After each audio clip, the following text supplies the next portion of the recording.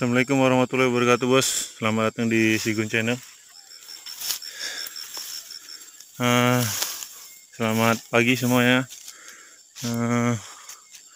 Pada video kali ini kita membahas tentang ini ya, rahasia di balik buah yang lebat yang tidak ada trek di perusahaan. Ya, trek pun mungkin sedikit.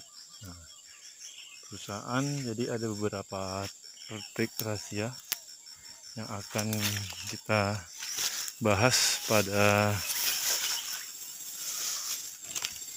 video kali ini. Pertama itu, usahakan lahan selalu bersih dan gunakan jangan membersihkannya itu menggunakan ini ya, racun. Kalau bisa dibabat seperti ini. Habis dibabat ya. Ya, ini bukan kebun perusahaan, ini kebetulan milik pribadi. Jadi ya kurang lebih seperti itu ya, bosku. Kemudian usahakan piringannya selalu bersih. Kalau bisa sih dibersihkan menggunakan pengarik sampah itu yang kalau apa tuh namanya, yang tongkatnya patkai. Nah, tahu nggak, bos? Nah, patkai film Sung Gokong. Nah, tuh begitu ya. Oke, bosku. Yang jelas kalau bisa dikurangi penggunaan pestisida ya, pestisida atau racun ya, racun untuk membasmi rumput-rumput. Nah, kalau kayak gini nih, kalau bisa dibabat aja nih, jangan kita semprot pakai racun, karena dengan racun tersebut tanah ini, akar-akar sawit itu mati, dia kena racun. Begitu, bosku. Nih, jadi di kebun ini jarang digunakan racun ya, bos. Nah, bisa dilihat sendiri, buahnya lumayan bertingkat padat. Jelas itu salah satu kunci dari perkebunan. Jadi mengapa mereka menggunakan tanaman kacang-kacangan itu ya, bos? Kacang-kacangan itu seperti ini, bosku. Jadi ketika dia masih kecil, ini mucunan ya, kacang mucuna, dia masih kecil, dia bisa melembabkan tanah ini.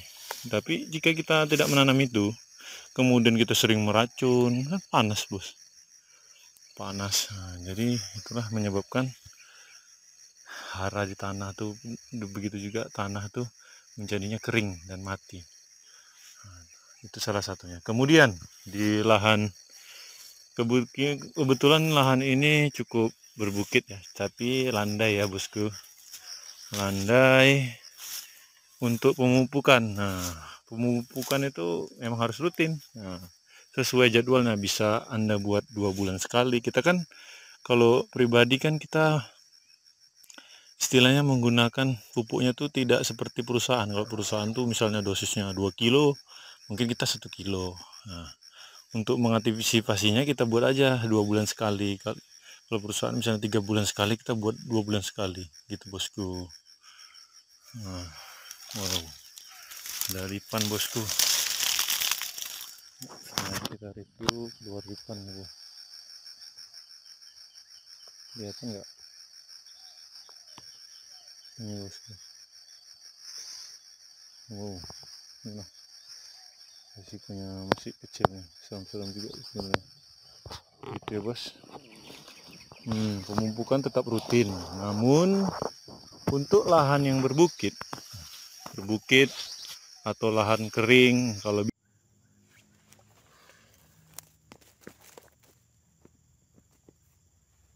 bos, seperti ini cara pemupukan di kebun. Kita buat lubang,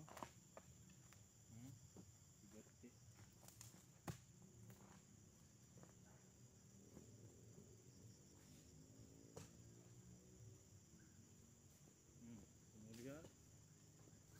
Ibu kan pupuk ini contoh aja ya bos ibu.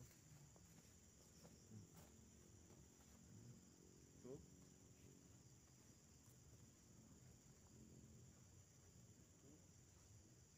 Jadi yakin terserap ya. Seperti itu bos. Oke bos.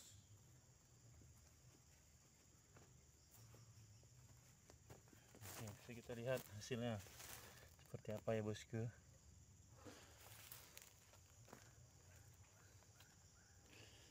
Nih. Jadi perlu 2 orang nih, cangkul, satu kita tutup lagi kaki aja. Nih.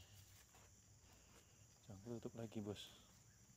Ini kunci di lahan berbukit ya bos, karena kalau di bukit ini kan dia mereng bos. Turun ke bawah, apalagi yang ini nih bos. Nih, ini jurang nih.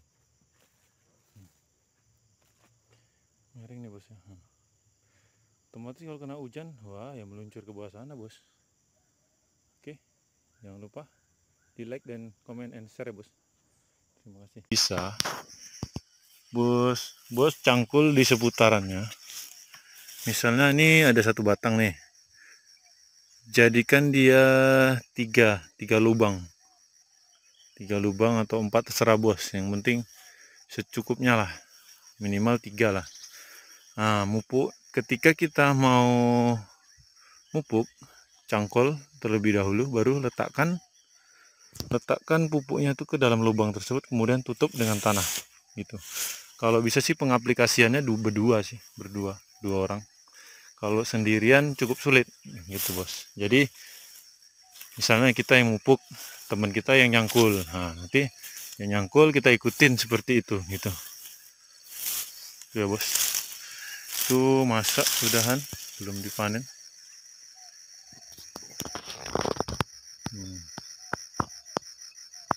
Bos ya. Oke bos, kalau bos suka dengan video ini jangan lupa di share ya bos. Ya intinya itu sih, yang penting dalam pemupukan rutin misalnya ada kalau tanah mineral itu pertama masukkan dolomit, kemudian urea, selanjutnya TSP, kemudian KCl atau MOP,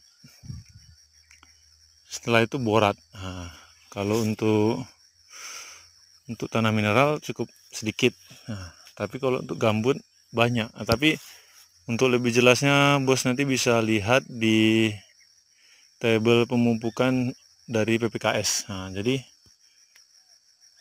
kenapa kita PPKS? Karena kita kan masyarakat biasanya menggunakan tuh dari Pusat Penelitian Kelapa Sawit ya, itu milik pemerintah. Jadi lebih jelas ada dosis-dosis pemupukannya. Kalau di swasta saya rasa belum ada ya yang membocorkan mengenai tahapan pemupukan. Ya saya rasa ya, tapi kalau bos memang ada pengalaman nanti bisa di sharing juga.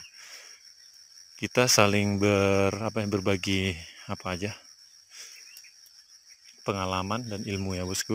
Nah, seperti itu. Jadi saya di sini tidak menggurui, saya di sini cuman sharing-sharing. Jika suka video ini silahkan di like, di share, di komen. Kalau tidak suka ya di komen aja, berikan masukan Anda ya. Terima kasih ya bosku ya. Selamat datang di video saya selanjutnya. Nanti akan saya buat lagi videonya pemupukan.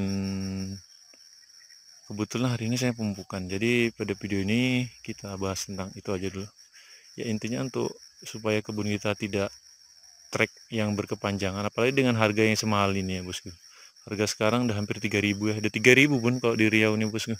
Jadi kalau bisa rutin pemupukan, jadi ketika harga mahal ataupun murah, ketika murah kita mupuk, ya mupuk tetap mupuk, tapi ya gitu tadi, nggak terlalu banyak. Tapi kalau kita malas mupuk, harga mahal kita nggak mupuk, buah pun sedikit.